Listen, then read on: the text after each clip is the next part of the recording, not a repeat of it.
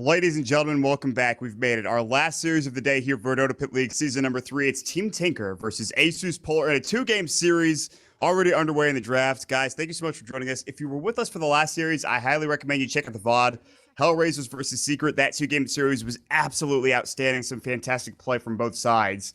And with that, Group B starts off with every single team going 1-1. We wouldn't have it any other way. Well, we have a Group A match between Team Tinker and ASUS.Polar on our hands. We'll see what we can get here with this series. Again, my name is Mott. Joining me today, our Statsman Mott Packs, of course, Pitmuckle, our production manager, and as always, Trelf. What's up, buddy? Hey, how you doing? I'm doing pretty good. Should be a lot of fun to watch. I haven't seen ASUS myself, personally play for a while, but when I did watch them, they performed very nicely, dating back to D2Well finals when they took second, which was very surprising for most players. They weren't even supposed to be there in the finals. But they've been playing pretty well with this roster. They finally got stable now in the last 2 months. Yeah, going back to the Virtus.Pro.Polar squad back at it's the same players obviously, but back at DotaPit like you talked about D2L last season. So these guys they've played really well. They were in the grand finals, I believe, alongside Secret in the first DotaPit, but they're looking to start off with a strong foot. And Team Tinker, a team of some people that have been around for a while and other people that are just now joining the scene.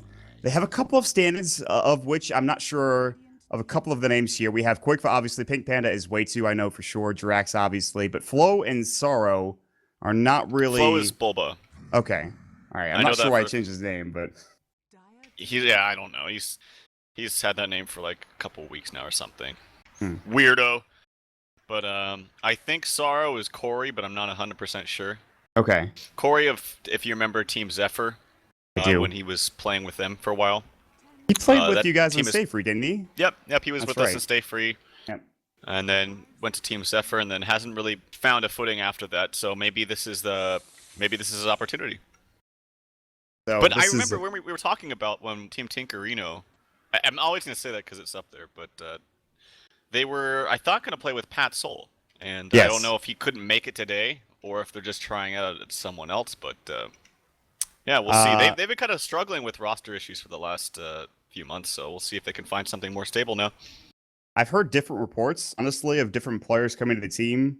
The fact that they're using Corey as a stand-in is not surprising me. At least it might have been a couple minutes ago, but not anymore. I'm gonna message Bulba just to make sure, because I'm not 100% sure that's Corey, but I'm pretty sure. Yeah, that's fair. We'll check up on that, but for now... Venge Chug, a pretty good solid first couple of picks coming out. ASUS.Polar get the Beastmaster and the Ancient Apparition for themselves. Beastmaster starting to get picked a bit more often. I know Matt used to run it all the time. Cool, by the way. All right, cool. Good stuff. Thank you for that, by the way.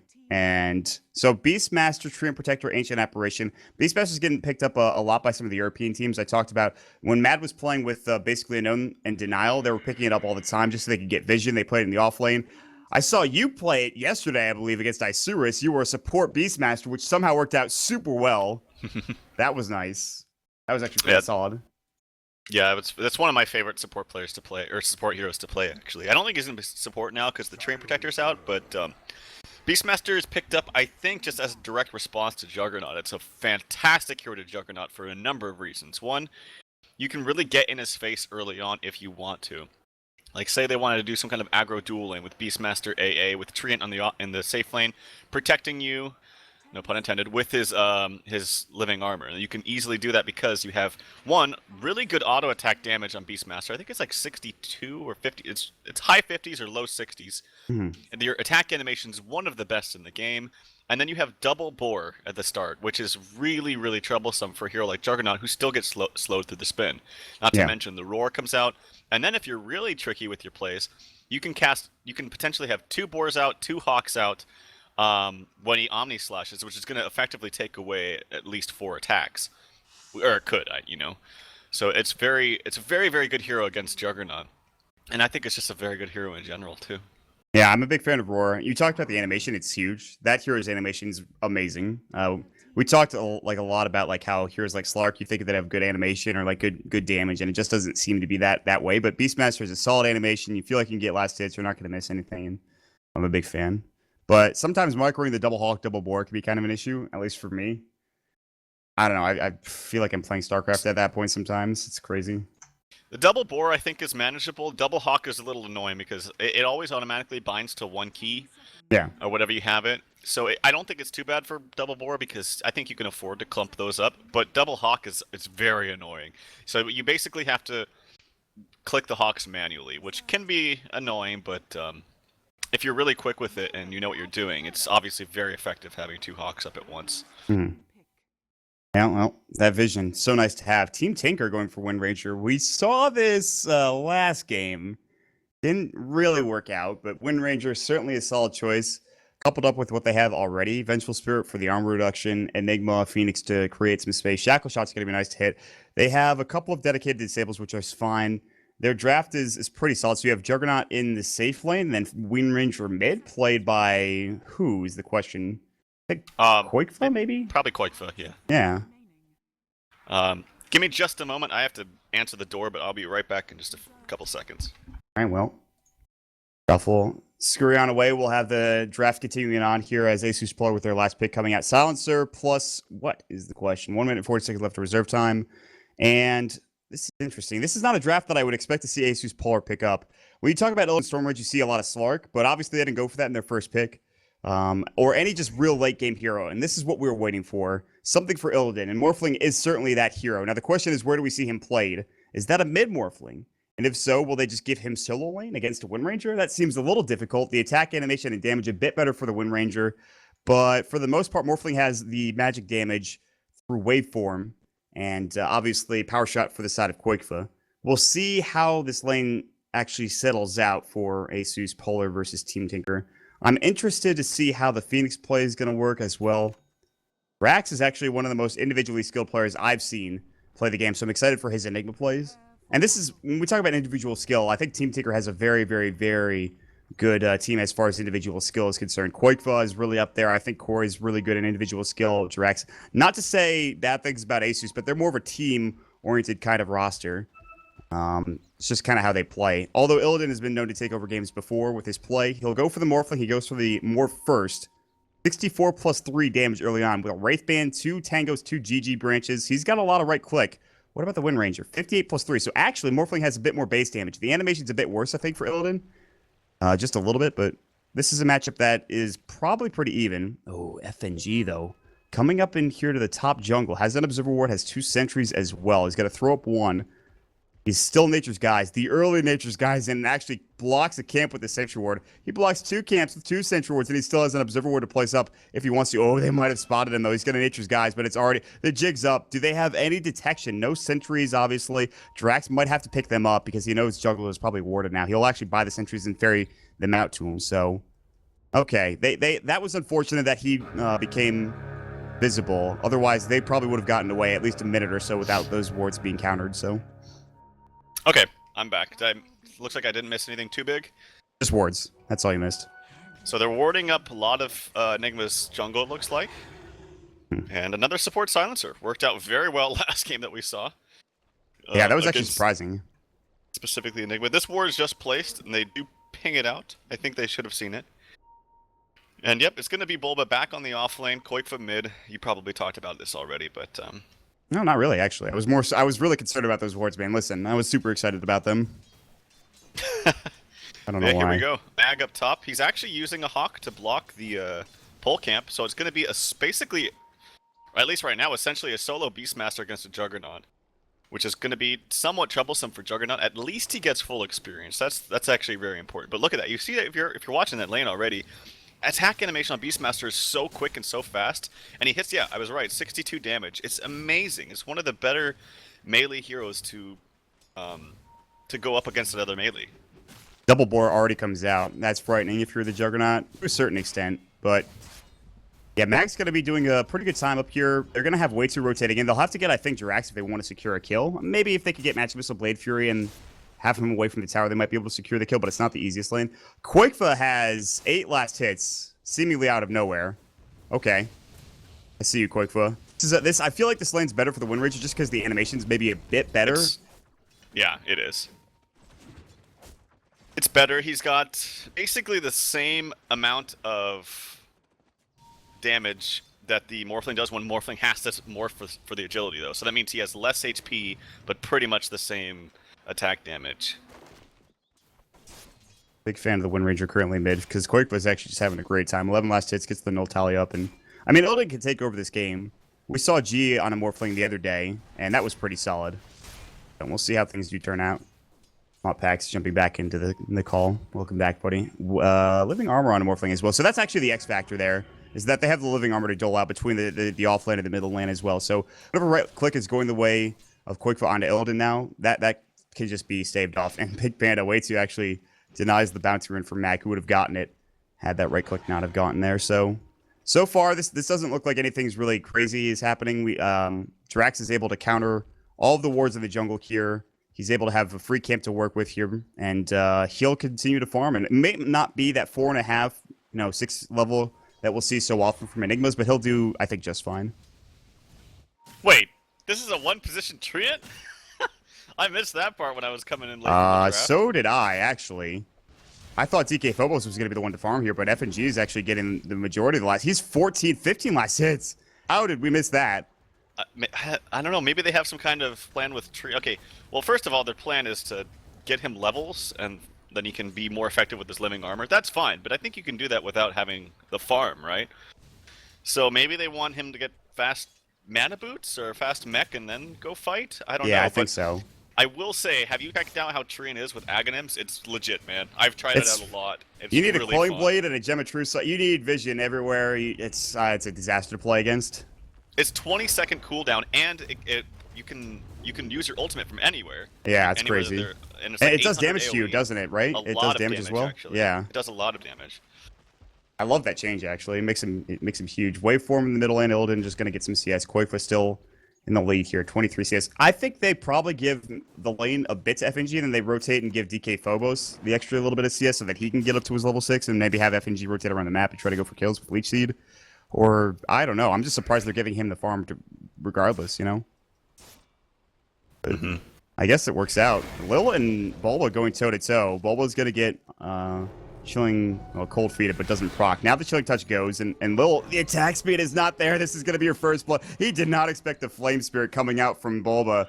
He just kind of stayed a bit too long, and his attack speed, he might have been able to get the kill had he not gotten hit by that Fire Spirit, but unfortunately he does. The Lil goes down after getting the rune, which was definitely not worth it. And the first blood goes to Bulba and the offlane, which is huge. Damn, that is huge, considering he wasn't really getting anything. Like, he had 3 CS, he's level 3, compared to the Beastmaster, who has 11 CS, and he's closing in on level 5. So, big kill there for Team Tinker. And FNG picks up an early Staff of Wizardry. There's a lot of items you can go here. Maybe he's just gonna rush the Ags. I don't know.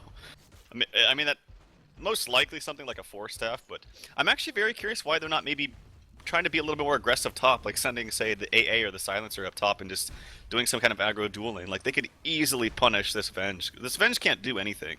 Not exactly the best ganker early on.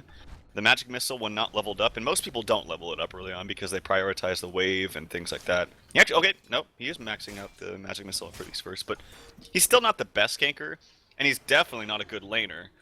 So I expected them to be more aggressive and maybe send the support up top and then try to get a kill up in the top lane. I thought it could have been quite easy, but they really want to prioritize this safe lane and want to prioritize this Tree and Protector 1 position. Very odd stuff. I don't know what he's getting. Like, that's the crazy. Like, he has 1,200 gold right now.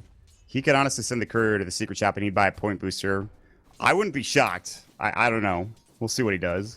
I mean, I will say it's legit, but something tells me it'll probably just be like a fast Yules or fast 4-staff. But, dude, I would love to see a fast Aghanims. That would be Rush Aghanim Scepter pretty Tree fun. Protector. I don't know, like, the stat timing on that, but I'm sure it's probably never happened. And then, yeah, he's going Ags. Dude, he he's just bought an doing it! Ogre Club. He just bought an Ogre Club. All right, we're in. We did it, everybody. Top lane, maybe a gank onto Mag. They're rotating. Drax has that level 6 at 6 minutes in. Black Hole, but That's a Mag is smoke, behind too. the tower. Yeah, they wasted that smoke for nothing, essentially. They have another one on them, but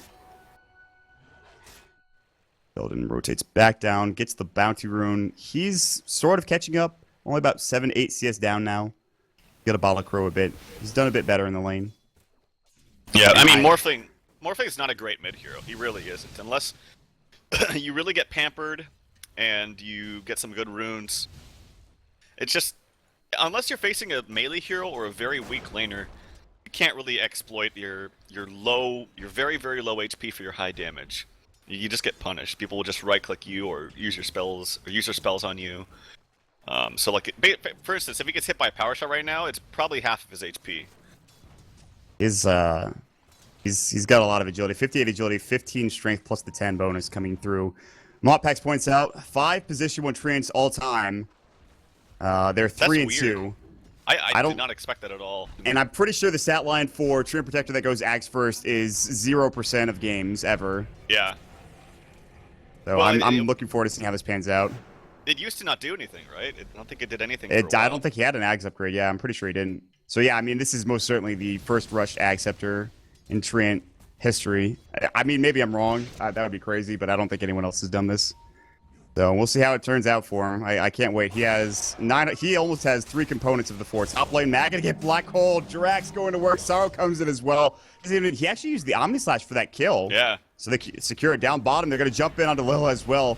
He doesn't have his level 6 Magic Missile coming in. Shackle Shot not latching. DK Phobos gonna get power shotted though. The right click so real. Lil getting chased down. The living armor coming through. There's the overgrowth, and they're gonna lose Bulba as well. It's actually a 1-for-1 down bottom.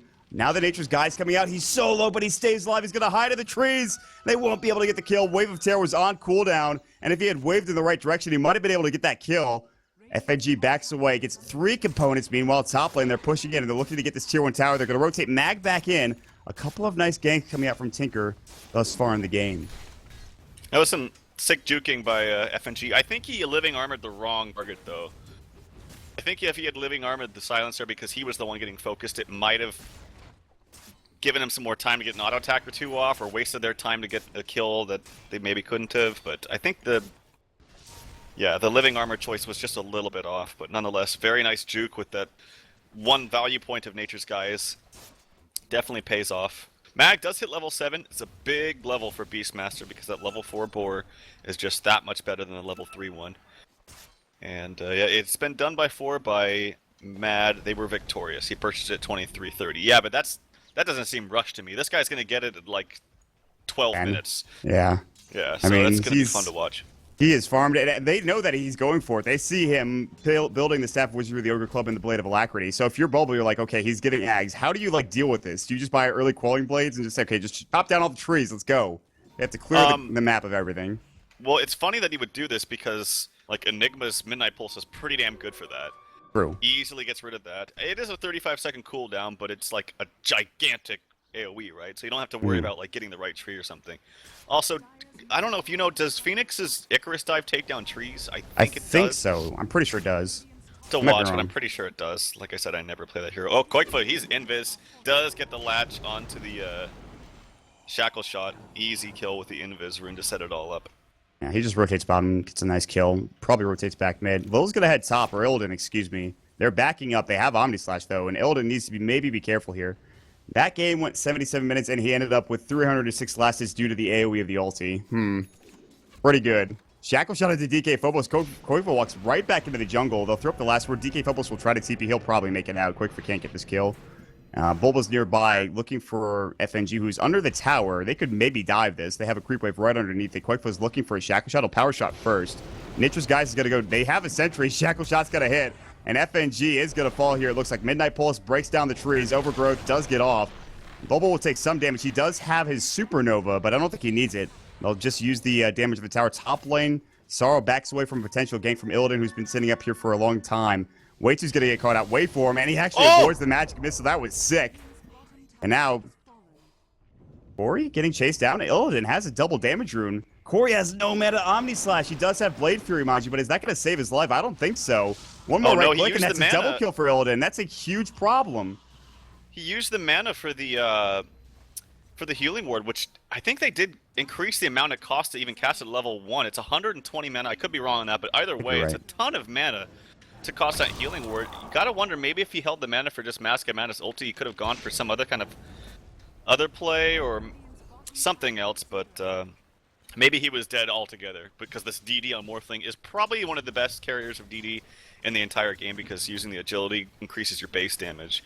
So, yeah, very nice disjoint of the stun from Illidan as well. I don't even know if that was intended because he was just going to wait for him regardless. I think just so. It was just unfortunate timing there for Wei Yeah, two. I think it was more so fortunate, like you were talking about. I don't think he did it on purpose. He's gonna get an early Yasha, by the way, for Illidan, so maybe gonna pick up a mid style early, might just get a casual Yasha into say Shotgun, maybe Scotty. We'll see. Yeah, Manta's definitely better than Linken's here because the Omni Slash will still go through the Linken's, and having the Manta gives you more units for the Omni Slash to bounce to. So that would make sense to me if that's what he wanted, if that's his route. The one reason I like Lincoln's, although it's definitely like you're absolutely correct, is that he doesn't have the mana regeneration to maybe farm the jungle as Sure. fast as you would like, but you have a bottle for that and an Aquila, so I think it's fine regardless.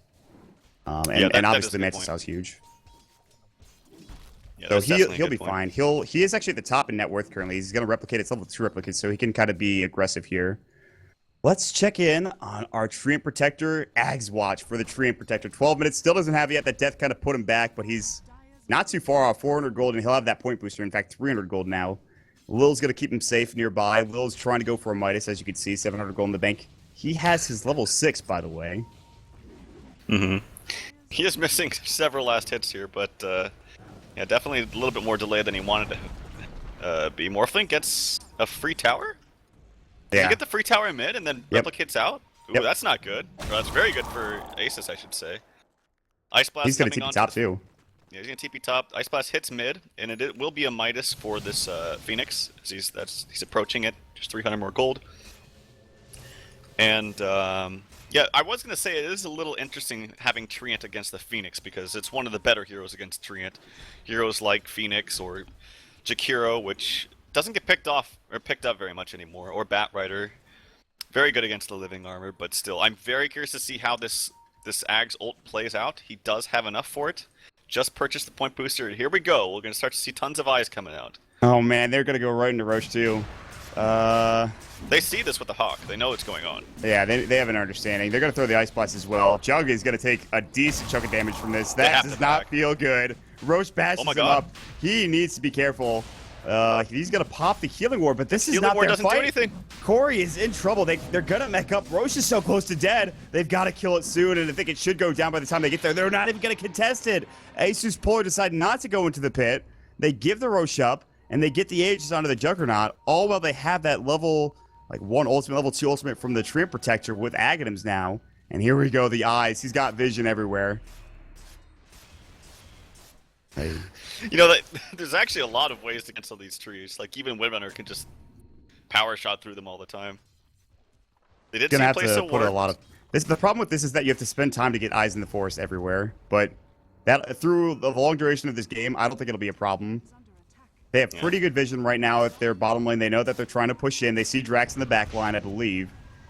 They actually don't see him. They just see Quake for walking up right now. They don't have vision further down into the lane, so they only see a couple of the heroes peeking their heads out occasionally. Replicate's going to get shackle shotted. They probably know it's a replicate. Living armor onto the tower. Ice Blast is going to go in. Overgrowth is about to go in. There it is. Ice Blast going to sail. It misses, but the roar. They do have the Aegis onto Corey. He'll fall. Jirax still silenced. The global going to work, and Bulba might have to supernova. He will. Meanwhile, Corey back alive. He's going to get his Omni Slash off. Gets one. Almost gets two. The shackle shot. The black hole onto 3. What a beautiful hole from Jirax. The Icarus dive, the power shot. They don't give a damn about that ag sector. Mac is going to fall as well. 5 down all day for Tinker. Did they just win the game with that fight? I don't know, but that did some damn work for them. Oh, my lord. I mean, it looked good. They used everything, but it was for a Juggernaut who already had the Aegis. If he didn't have Aegis, it's completely different, but he had the Aegis, man. You can't expend all your spells onto a hero that's just going to pop up and revive after that. So it was a good start, but you just have to play around the Aegis a little bit smarter, and maybe hold the silence for the black hole too, or something. But that was just a disaster. And we'll have a quick look at it again with the instant replay coming out from Pimp Muckle. Pimp, what did you see there, man? Right, yeah. Pretty much great execution, actually, from the Ice Blast. It was coming through right at the same time, but it didn't hit. Like 12 mentioned, every ultimate was blown up in the first few seconds of this fight. They had nothing for round 2, and, well, Phoenix resets the fight. It's also actually that Corey's Juggernaut, well, he had an Aegis, so he also resets the fight, and there was no black hole used. G-Rex, he gets a 4-man black hole, 3-man for most of the time, but he actually catches 4, and then it's just Quick one just going absolute bonkers. So that's pretty much what we had there. That was a nice fight by Team Tinker. I'm very impressed. Back to you, Mord. Thanks, Pimp. And, well, I mean, ASUS, that's not, I mean, that sucks that they lose that fight, but they're still in this. They're down 10,000 net worth after that, though. Luckily, they don't lose any tier 3s. They don't lose any of their towers besides their bottom tier 2. So there is that.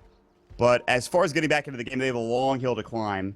Illidan's still farming pretty well, but, I mean, Koikva got so much out of that fight. He really did. Now it's a double damage. If he gets for the Ag Scepter, he's going to go Blink. I think Ag Scepter is really the item for Wind Ranger as well, but... Yeah, that was a good point by Pimp as well. Like, they basically had two heroes that had essentially an Aegis. Like, obviously the Aegis on the Juggernaut, but using lots of spells, getting the Phoenix down to almost death, but then being able to pop the ultimate and then have those reset cooldowns is basically like an Aegis in itself, too. So, not only do they have to worry about the Jug coming back, but if they don't secure a kill onto the Phoenix before he casts the ultimate, then it's basically two Aegises. Or Aegises, whatever. But yeah, that was just really devastating. I still think they have the potential to take these fights. They just have to make sure that they kill these heroes when they don't have Aegis, and they make sure to pop this Phoenix before he catches that ult off, or at least kill the egg before he's able to get out of it. I think for now, they really put all of their eggs into the Global Silence basket, and it actually didn't pan out. They were trying to get those kills, but they just couldn't connect in the fights. Positioning-wise, wasn't really there.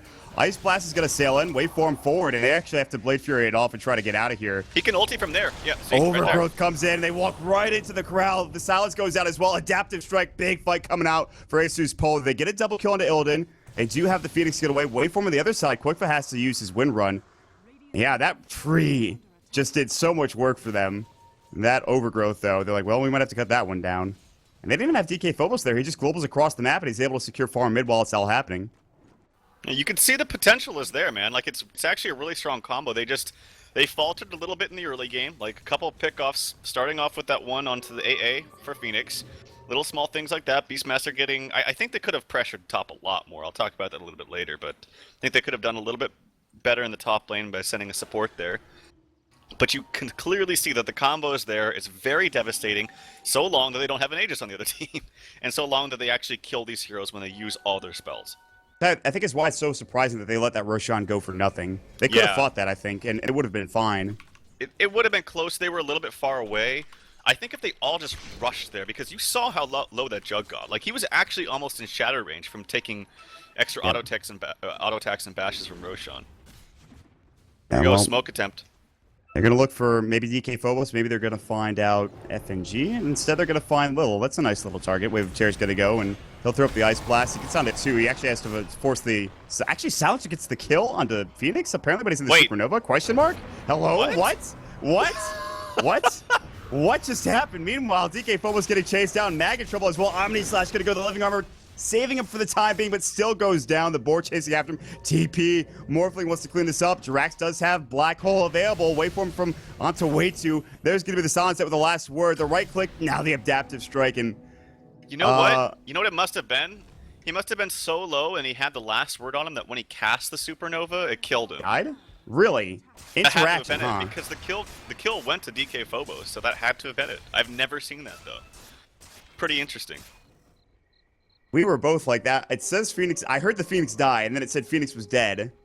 And then Silencer got the kill. It had to have been the last word, and then he cast the Supernova. Yeah. I didn't know that worked. That probably shouldn't work, but all right.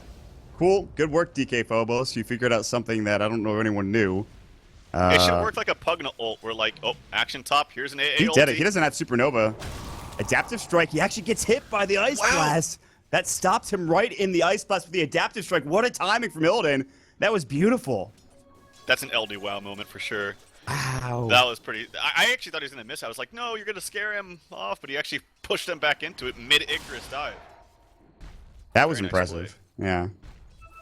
I was also concerned of him getting scared away, but they end up securing on the kill. Bulba goes down. Illidan continues to farm top with a Replicate, which is actually now down. He has to be careful. Throw up his Manta Illusions, and Corey will continue to farm the wave. So, despite that big fight bottom, there was about a 10,000 net worth lead. It's kind of gone down to about 5,000 for ASUS.Polar. They're still at a deficit, obviously, but... Oh, now the gem comes out. This is a huge pickup for Drax, and we talked about why. They need some way to bring down these trees. They have Midnight Pulse. They have plenty of ways with the Power Shot. I think Icarus Dive as well. They don't even need a Quelling Blade. And now with the gem coming out, they know exactly where these trees are. Or at least they will when they walk by them. Yeah, and the big thing is they have very easy ways to take them down, too. Like Midnight Pulse, Power Shot. Quelling Blade still up on the Juggernaut. I think Icarus Dive takes him down. Hell, you could even swap for him if you really want to. Although I imagine you don't do that. Yeah, I'm not sold on this Bloodstone cut for Enigma though. Like Mech Bloodstone, I mean, it's hard because you don't really feel like BKB's a viable option for Enigma because there's so many ways to cancel that hole. I mean, the list goes on. There's Silence, there's the Global, there's the Tree and Protector ulti, which is essentially Global too, once you throws down all these eyes everywhere. There's the Roar, so maybe BKB is not the item, but I feel like more utility items to help save your team would be better, like Force Staff, Yules, maybe even a Necro or something like that. I mean, hell, Necro would be quite good against the Tree and Protector, who has maxed his Nature's Guise now. Malphus onto Illidan, swap out Mantas. Global's gonna go. Now the Ice Blast is about to connect. Illidan in some trouble, taking a lot of right click. He's trying to morph as best as possible. Omni Slash goes and get the kill. Waveforms out. Illidan, they throw a lot there. They don't get the kill. They throw the Global in return. Now they're going to try to walk in. Mag looking for a Roar. They can't find it. They do find it on Jirax. Now the Axis, the Supernova going to go right on top. Overgrowth falling as well. Jirax about to fall. Can't get his Black Hole off. The Shackle shot onto 2. The Waveform away. The Supernova does get off. They do lose 1, but on the other side, FNG has already fallen. The Blink forward. Quake going to find Lil as well. They've already lost FNG. Curse the Silent into Quake, but he doesn't give a damn. Another Shackle from Quake, but latches onto DK Phobos. The power shot. The double kill. Quakeful, the Wind Ginger, styling up on these heroes, and now they're going to get the Tier 1 tower as well. They don't even need a Black Hole. They'll probably keep pressuring if they want to. I don't think that was ASUS' fight to take at all. They used the Global just to save the Morphling, and then they still initiated in. I don't think that was clean. And they're initiating onto a very, very tanky Enigma who has, like I mentioned, Bloodstone and a mechanism. So while I don't agree with the build, he's still quite tanky. Like, you don't want to initiate onto that, especially when your Global Silence is down. So I think that was just a misjudgment call from ASUS to go in there after the Global was down. I believe AA Blast was down as well. I mean, they had just used it. But I still think they're in an okay position. This Morphling is ridiculously farmed. Maybe they knew because the Omni Slash was down, I believe, from Juggernaut, so maybe that's why they wanted to go in. Here's this Roshan attempt, though. Ice Blast is coming, and they're already on top of this. Yeah, but they need to rotate there quickly. There's no trees that can take them and overgrowth them. If they actually use a tree up here, I think it overgrowths. It's an 800 radius. Very good. You just have to get there. Yeah, so they kind of have a lapse in judgment. Roshan's already at half health, but I think it's time to fight. Overgrowth's back up again. Jirax does have hole, but they're not going to go in again. It's going to be Roshan falling, and Corey will get the Aegis. And yeah, it was too low. They couldn't get there in time, and now with another Aegis, they hope they don't make the same mistake twice. They'll back away. Jirax doesn't have a Blink Dagger. They can't get to the high ground. They will Midnight Pulse. They're going to take down some wards, some trees as well. If they have a Quelling Blade, which they don't. So they only have Midnight Pulse every couple of seconds, and, you know. Yeah, what you need to do is have someone force this. Do they have a Force Staff on their team? They don't.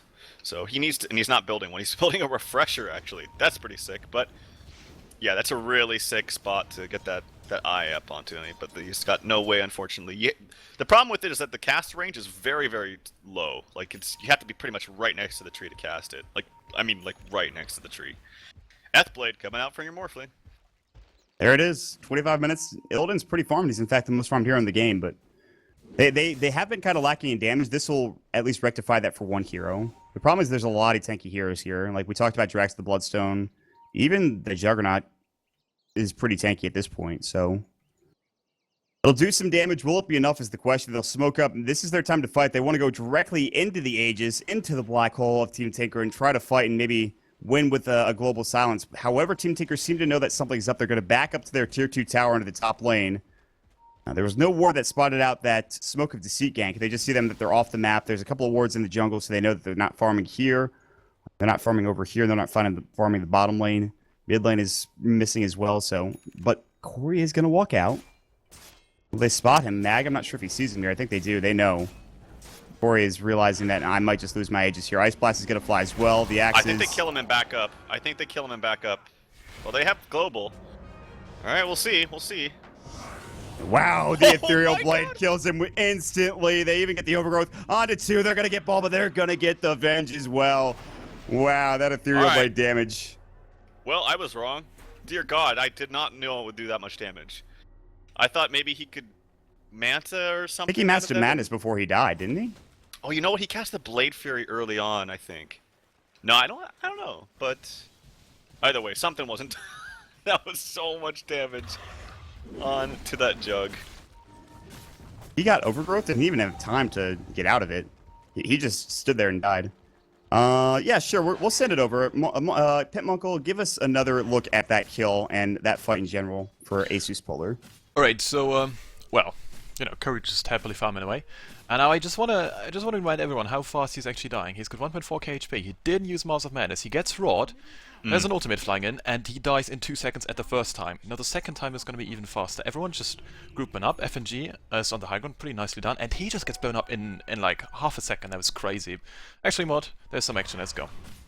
Yeah, looks like there was. The TP's into the mid lane, and they actually pushed back Illidan. He looked like he might have gotten jumped on, but Ice Blast is going to win. He's going to jump on a Koi with the Ice Blast. He's going to shatter. They swap him in. Illidan doesn't have mana to replicate. Oh, that was not worth it, I don't think. He goes down. That's a mega kill streak for the Juggernaut. And that was cool to begin with, but did that end poorly? Oh, man. I don't know the need waveform for into that kill. I think he was going to die to the Shatter. It is level 2. There's a Blink picked up on the Enigma. That's a pretty good item. I like that one. But yeah, I don't know that he needed to be aggressive and walk into that. There's a Necro 2 onto the Mag. He's almost got Necro 3 as well, which is going to be obviously very good. More minions and more stuff for this Juggernaut ulti to be bounced too. And just the mana burn would be very effective too. And it feels like Team Tinker should have a bit more of a lead than they do. They have four of the top 5 in net worth go to Team Tinker. The only one that is kind of slacking is the Vengeful Spirit, which I don't blame her. Somebody has to play support on this squad, and it's going to be the Venge. So she's down at the bottom. Morphling up at the top with 15,000 net worth. And then everyone else from ASUS.Polar is below that. So it feels like Team Tinker have a bit more to work with here, but they're just not taking the fights they need to take. Ever since that fight down in the bottom lane, they've gotten a couple of fights going their way, kind of, but there's been a few trades here and there. So kind of an interesting little game. I forgot too. They grabbed that the gem from Jug as well, which is really huge. Oh, wow. So being able to not have at least vision of where these eyes are placed is going to be very effective. And yeah, if he keeps these eyes in front of towers too for defense purposes, like we saw before, it sets up really, really easy Ice Blasts. Ooh, they sentry. They missed the. They know that tree's there, but they missed the tree that Koifu was trying to power shot. So they have to not be. They have to not be close to that tree. They're gonna. Yeah, they power shot it again. Now it's dead. And he can put up another eye right here, right where he's standing. Like here's fine. And that will be in range, or he can just even put on tower. It's a huge range. I think it's 800. 800 radius. Yeah, Corey is walking kind of close. He does have Blade Fury as Manta style as well. He's trying to bait this out. Meanwhile, Illidan gets a free tier 2 tower and keeps going. They're trying to push this tier 1 tower, and they're losing a lot in the process. I'm not sure. TPs. This is not the fight. Yeah, and they definitely can with Overgrowth. Now, if you're in Tinker, you have to back smartly here. They're right next to a tree with Bulba. Everybody, they're gonna try to TP out. Will they get the Overgrowth off? They're not gonna use it. They're both being very cautious. Jirax is gonna back away. Ice Blast misses. You have Corey nearby. The Morphling got the tower, and then he went top. He's trying to go. And Corey's gonna get Blade Furied. He's gonna try to TP away maybe. They get Bulba out. That took a long time to disengage. And when that was happening, they lose their tier 3 tower in the mid lane. That's a huge pickup for Illidan. Tier 2 and a tier 3? Are you kidding? Yeah, it was, don't get me wrong, it was very, very good for ASUS, but that could have been disastrous. Say they walk to the right a little bit and like 2 or 3 people TP around this eye spot, they lose Rex. And they probably lose those heroes that just tried to TP and got Overgrowth too. So while it was very, very good for ASUS, it could have been just disastrous for Team Tinker. So at least they've all backed up together and minimize their losses. They dodge a bullet there. They can buy another gem here within 29 seconds, so that'll come back off cooldown. The respawn timer for the gem will be up in just a short order, so they still have the gem up on the Treant Protector, who also has 1,300 gold with almost a full Refresher Orb plus Aghanim Scepter on your Treant Protector, because why not? It's pretty good. Also, damage at its 3rd level. Does it say anywhere what the damage is? Can't find it. Unfortunate. No, oh well. Overgrowth on what was that? Was a misclick. That was most definitely a misclick, I think. See that? Sorry, what? I was. FNG just overgrowth randomly for no reason. Well, what I've seen a lot of people do is if you put trees in the lane, right when the creeps come, if you overgrowth, I'm not sure about level 2, but I'm pretty sure it just kills off the creep wave. So okay. You can just Yeah. Okay. Yeah, exactly. You can just farm camps. That's a really good point. I guess he there's has so many one on. things Yeah, you he has could one do. on every camp. Yeah, he has one on every camp. He farms the entire jungle by just doing that. And I'm not talking about just the regular his jungle. He farms the dire jungle as well. That's absurd. All right, This well, is actually so sick, man. Like the possibilities are endless with what you can do with this Ag's ulti. he could just do this on cooldown too. He could just farm jungle camps on cooldown, and just take away all of the farm from any hero on the map, just like that. Oh Absurd. my god, this is. He needs a this is so refresher orb sick. now too. If he hits, I wonder if he can take out like some of these bigger ones easily with level 3 ulti, because right now it's only level 2 and it does it's only 3.75 seconds, so it'll go up almost a full second up to 4.5, which obviously increases the damage. So pretty sick stuff, man. Like I said, I love the concept of the Ag's Treant. I don't think I've ever personally seen it come into play, and I've certainly never seen it come out first from a farming Treant Protector. So this is really fun for me personally. Yeah, this is great to watch, and I imagine a lot of people are going to start playing this hero and building it this way afterwards. But I really want him to use it again. They're going to go top now. Illidan gets a double damage when they get the tier 1 tower. First Treant refresher ever in Pro Dota with a smiley face. Pax probably as excited as we are about this game. Really? And I guess so. That's crazy to me. I feel I'll like tell that seems wrong, but knowing Pax, his stats are generally right on the money. So. Oh no, I definitely believe him. I just think that seems so weird to me. Yeah, I agree. It's definitely strange. And they're going to push top now. So the refresher, Aghanim Scepter Treant Protector, the first in the history of this game, at least in a competitive situation, is already working out somewhat well. And they actually have a Skydia now in the Morphling as well. So they have look at the vision on this map right now. If you hit the F2 button, you see everything currently. They see almost the entire map with the exception of near that tier 2 tower in the top lane and in the base. You look at the vision for Tinker, they have nothing on the map. They have absolutely nothing. How do I un-F2, by the way? F1, I believe it gives you both. Okay, thank you. Was freaking out there for a second. And they're going to take another tier 2. This is the last tier 2 tower, and Tinker are not going to defend. They're looking to rotate over now, but they're a bit late to the party. Glyph's going to come out. They have Swap, it's level 2, but they're not going to go further. They have Replicate. Overgrowth goes. He's farming the jungle again. Oh my god. Oh my lord. Yeah, Overgrowth in a shotgun. Illidan picks up, and then I didn't see for his Quick die. troubles, he gets a regen rune bottom. Oh my god. This is insane. And as you mentioned, too, it takes out a number of the neutral camps. Leave some of the bigger ones at half HP, but still hurts him up a little bit.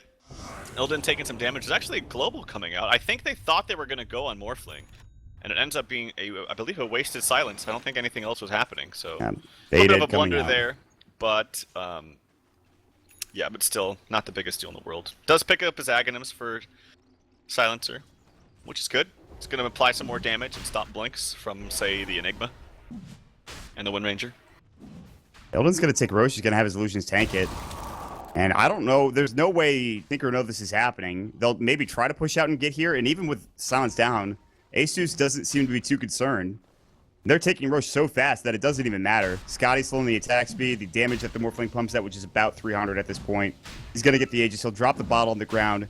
This is Aegis Cheese, mind you, at 35 minutes into the game. They'll give Cheese to maybe Lil, who, by the way, has Midas plus Aghanim Scepter. They're getting a ton of items now. They're getting right back into this game. They have the lead for the first time in the game in net worth. It's about 5,000. Experience-wise, it's even. This has been a crazy type of game. Lots of weird stuff happening. And Team Tinker, I would be flustered if I was them as well. Like, how do you deal with the enemy having vision over the entire map when you can't get out of the base and you can't counterward? You can't use your gem that you want to use so desperately.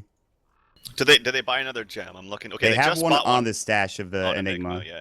See, that was really the turning point of the game when they killed that Juggernaut and took his gem. Because once they lost that gem, it really exploded with all this vision. Here we go. Swap onto Illidan. No global silence, but he is morphing strength. He has an Aegis, by the way.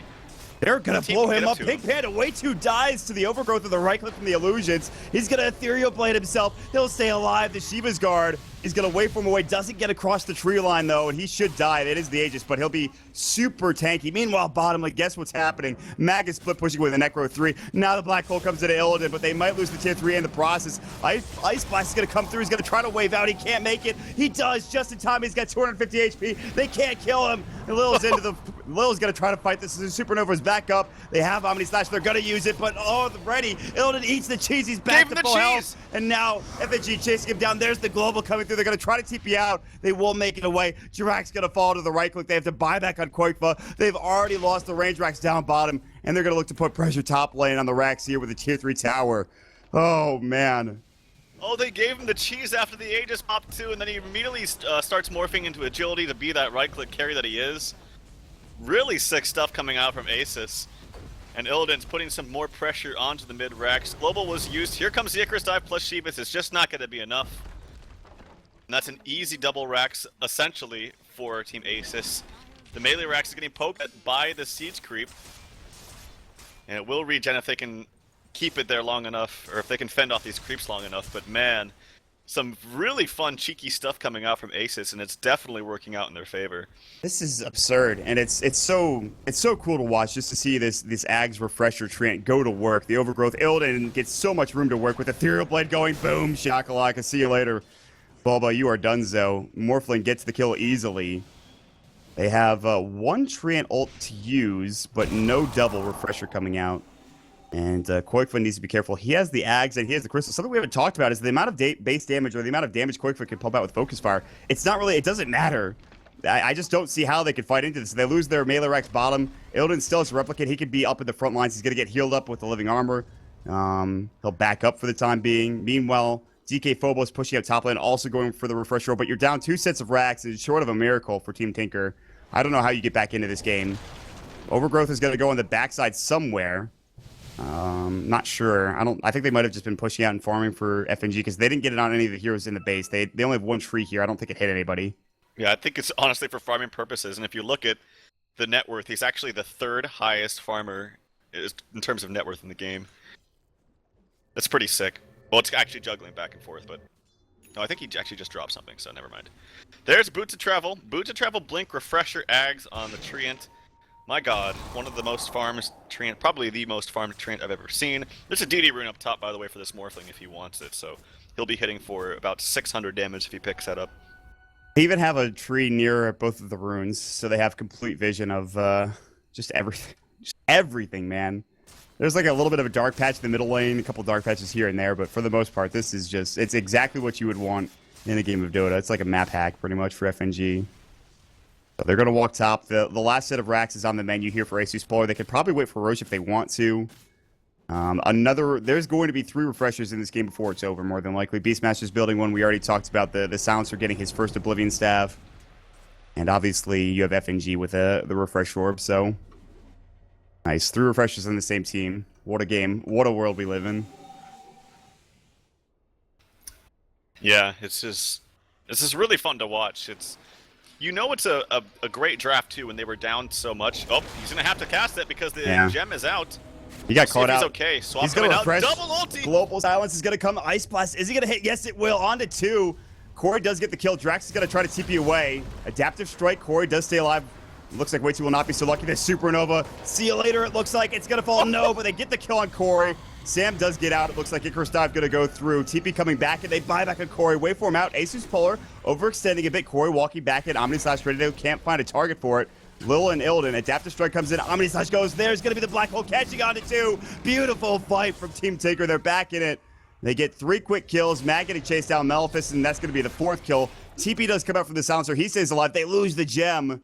And now, finally, Team Tinker have some room to breathe. They can get outside of the base. They can start countering all these trees. They can chop them down. But more so than anything, they get room where Illidan's not up in their grill, killing them left and right. Big fight for Team Tinker. Yeah, they did expend the Juggernaut buyback. It was a really nice ultimate from Jarex. It barely clipped the Morphling in the background. If it didn't, it would have been a massive exchange and win for ASUS. But in the end, it ends up being kind of even because the Juggernaut had to buy out. And they did expend their global onto the Silencer. But it's actually not the longest cooldown in the world. It's only 130 seconds. Compare that to, say, something like the Black Hole, which is 180 at level 3. And he's going to have his refresher in just about, what, 700 gold or so? Yeah, So that's going to be 2 overgrowths, 2 globals, and then of course the Morphling, who just trucked that Juggernaut with the Ethereal Blade to the face as he's trying to kill the Supernova.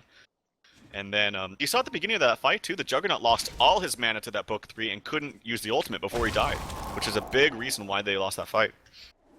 Green ulti he just did made him 1,100 gold. He just used it to farm. The only thing that's living in the jungle currently are the mud golems. The stupid idiot things they are staying alive. This is a level 2 ultimate too. Like he's not even getting the full damage out of it, and he's only so level close 15. He's close to level 16 too. So Yeah. I mean, at this point in time, you have to wonder how that level 3 ultimate's going to impact the game and whether Team Tinker can survive it. They have to get some huge fights. DK Phobos going to get jumped on with the Blank Malefice. He has a haste rune, so it's tough to bring him down. Also get living armor. And meanwhile, Illidan's got a bot's top, who is got a Butterfly and Ethereal Blade. He's now got an Ogre Club for probably a BKB. And he's level 25. He is hitting at 350 damage per right click. That's absurd. And he still has 2,000 HP with 41 armor because of all the agility. So that means that, like, the backlash of morphing into all agility is obviously the spells hurt you a lot. But the primary source of damage from Team Tinker is this Juggernaut.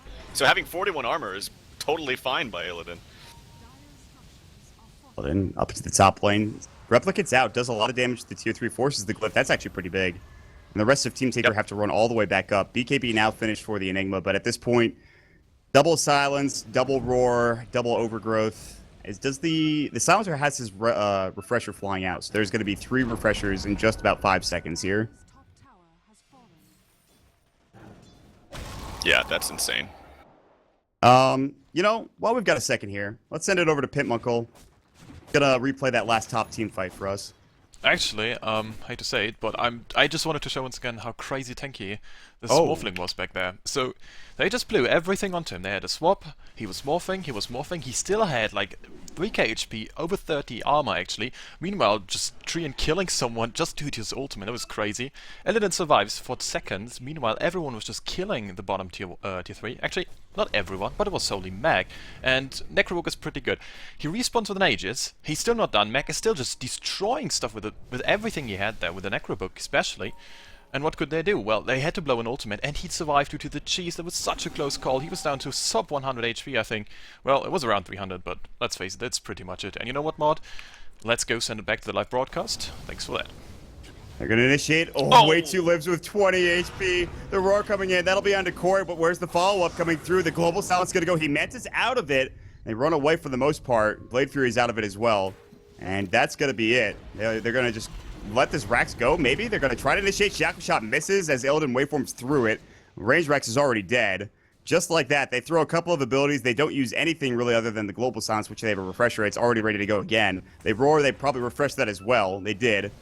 So they have another set of items to work with, or another set of abilities, rather. And Illidan could just kind of keep sieging up into the high ground, trying to take this melee Rax. And I don't think there's anything Team Tinker, short of initiating, could do to fight into this. Yeah, it's 1 Rax left, 1 hope. It's the melee one, but they need a basically god hole on 5 heroes. That's what they need. And that's what they're going to try to go for here. Smoked up, at least one of them is still. Jerax, there's no overgrowth. Comes in, the Blink Dagger coming out from Jerax, and another roar on the backside onto Corey. Does have his Omni Slash taking a lot of damage, doesn't have the mana anymore. Oh, the Necro, they have to back away. The Supernova expended, no usage of that Black Hole. Corey dies to the Global Silence. Corey dies to the Global with the Aghanim Scepter. He has no buyback. If there was any way. Oh, man. That's unbelievable. That should be it, man. And if you see just how fast he gets mana burn, people forget this, but the attack, the Inner Beast Aura, which gives 45 attack speed to everything around you, those Necronomicons are hitting so fast that he burns all his mana instantly. Pretty much, anyway. And there's the GG call. Nothing they could do. It's a pretty impressive thing. Here comes a black hole, a celebratory one. Not really celebratory, but just a frustration black hole, if anything.